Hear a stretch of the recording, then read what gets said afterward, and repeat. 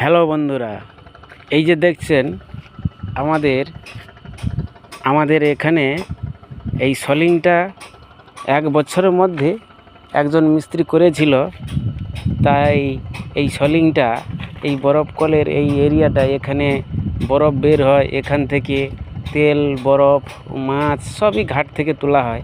আর এই ঘাটের কাজটি একজন অভিজ্ঞ মিস্ত্রি করেছিল, কিন্তু সেটা একটু ভুলের কারণে তারা এই রকম ডিস্টার্বগুলো করে ফেলেছে। কিন্তু এসব কাজ তো শুধু করলে হয় না, এই কাজগুলো প্ল্যানগুলোকে আগে ঠিক করতে হয়। এরা কি করেছে, প্রথমে এই চারধারে যে বাউন্ডারি ওয়াল করেছে, এই যে দেখুন বাউন্ডারি ওয়াল করেছে, এই ওয়ালের এই বড় বড় ছিদ্র রেখে দিয়েছে। এই ছিদ্র রেখে দেওয়ার জন্য, এই জোয়ার ভাটার জন্য এই ছিদ্রগুলো থেকে সব